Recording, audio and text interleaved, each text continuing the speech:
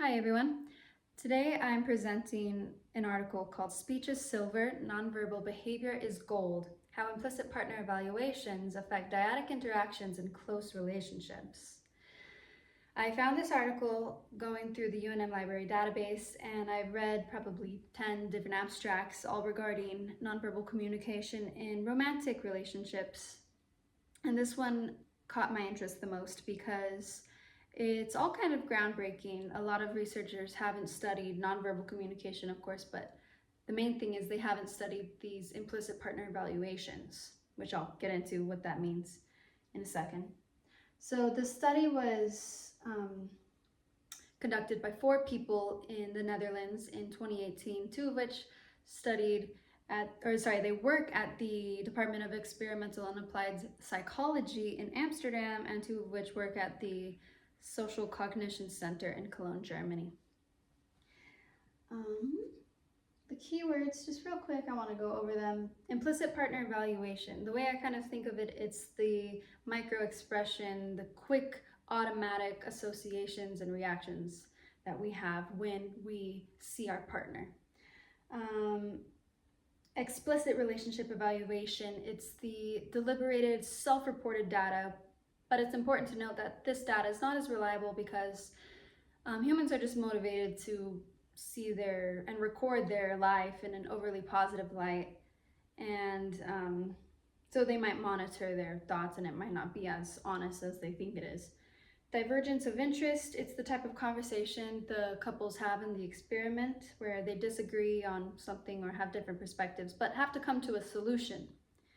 And the single category implicit association test is the type of test that they have the participants do to determine what their implicit partner evaluation is.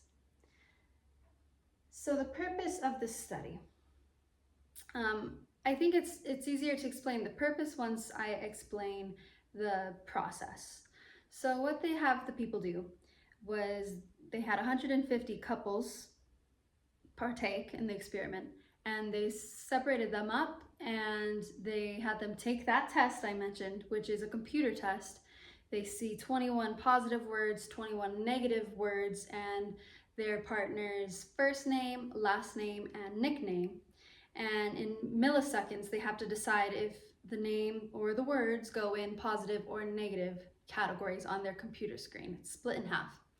So eventually, people were put into one of 2 groups. One where they associate their partner with positive, and one where they associate their partner's names and nickname with the negative group. So they got a score for that. Then the couples got back together and they had a 7-minute recorded conversation on anything that they disagree about. And the goal was to come to a solution and to have the conversation how they would like they were at home. And so then they went home and they partook in an 8-day diary where they sent in more questionnaires and more information, more data to the researchers. So now the purpose of that study was to see how implicit partner evaluations are linked with the spontaneous nonverbal behaviors in the conversation during times of disagreement. And they wanted to also look to see if that behavior indirectly affects relationship satisfaction and relational outcomes. So the research done prior to this is limited to the self-reported data and mostly verbal communication. So it's very new that the coders that they use to analyze the conversations, they hired professional coders. They broke up the codes into verbal and nonverbal communication, and they were very precise with analyzing the conversation. So that's also kind of new.